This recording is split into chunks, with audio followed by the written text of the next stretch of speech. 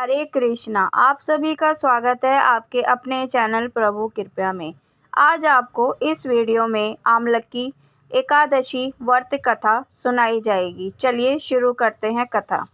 मध्यांता जी बोले, हे वशिष्ठ जी, यदि आप मुझ पर खुश हैं तो ऐसे व्रत की कथा कहो जिससे मेरा कल्याण हो। वशिष्ठ जी बोले, हे राजन, सब व्रतों से उत्तम और अंत में मोक्ष देने वाला आमलकी एकादशी का वर्णन करता हूँ। यह फागुन माह के शुक्ल पक्ष में होती है।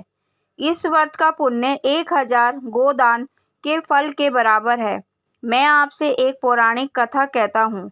एक वेदिनक नामक नगर में ब्राह्मण, वैश्य, क्षत्रिय, शूद्र चारों वर्ण आनंद पूर्वक रहते थे। उस नगर में चित्ररथ नामक चंद्रवंशी राजा था। वह महाविद्वान तथा धार्मिक था। वहाँ के निवासी वृद्ध से बालक प्रत्येक एकादशी का व्रत करते थे।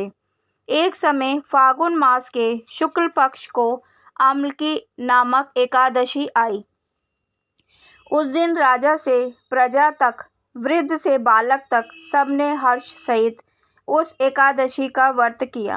राजा अपनी प्रजा के साथ मंदिर में जाकर पूर्ण कुंभ स्थापित करके तथा धूप दीप नैवेद्य पंचरत्न छत्र आदि से धात्री का पूजन करने लगे।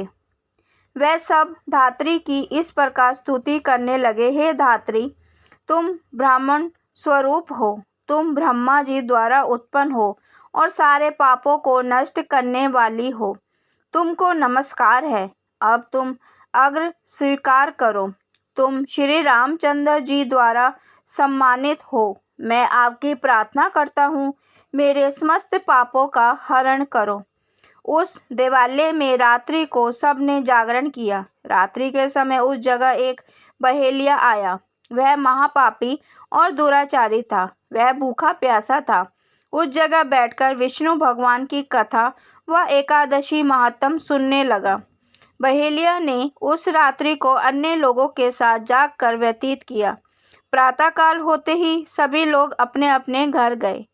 कुछ समय बीतने के पश्चात उस बहेलिये की मृत्यु हो गई। उस आमलकी एकादशी के व्रत तथा जागरण के प्रभाव से उसने राजा विदुरथ के घर जन्म लिया। उसका नाम वसुरथ रखा गया। बड़ा होने पर वह चतुर्गिणी सेना के सहित तथा धन धान्य से युक्त होकर उस सहस्त्र ग्रामों का पालन करने लगा। वह तेज में सूर्य के, क्रांति में चंद्रमा के, वीरता में विष्णु भगवान के और क्षमा में पृथ्वी के समान था। वह अत्यंत धार्मिक, सत्यवादी, कर्मवीर और विष्णु भक्त था। वह सदैव यज्ञ किया करता था। एक दिन वह राजा शिकार खेलने के लिए गया। देवयोग से वह राजा रास्ता भूल गया। तब वह उसी वन में एक वृक्ष के नीचे सो गया। उसी समय पहाड़ी मल्लेच वहां आए और राजा को अकेला देखकर उस पर मारो मारो का शब्द करके टूट पड़े। वह मल्लेच कहने लगे कि इस दुष्ट राजा ने हमारे संबंधियों को मारा है तथा देश से निकाल दिया है। अतः इसे अब अवश्य मारना चाहिए। ऐसा कहकर वह मल्लेच राजा पर अस्त्र शस्त्र का प्रहार करने लगे। अनेक अस्त्र शस्त्र राजा के शरीर पर गिरते ही नष्ट हो जाते और उसको पुष्पों के समान प्रतीत होते।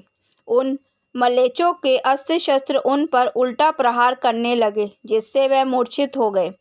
उस समय राजा के शरीर से एक दिव्य स्त्री प्रकट हुई, जो अत्यंत सुंदर और सुंदर वस्त्रों तथा आभूषणों से अलंकृत थी। उसकी भ्रुकुटी टेढ़ी थी, आंखों से लाल लाल अग्नि निकल रही थी।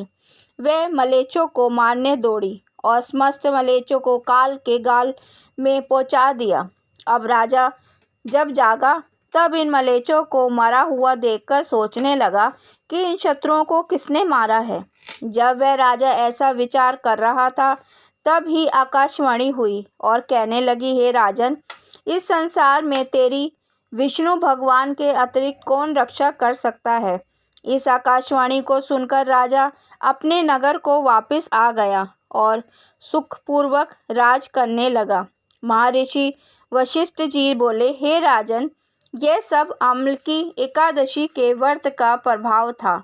जो मनुष्य इस अम्लकी एकादशी का व्रत करते हैं वे सब प्रत्येक कार्य में सफल होते हैं और अंत में विष्णु लोक में जाते हैं। आप सभी को एकादशी की बहुत बहुत शुभकामनाएं। हरे कृष्ण।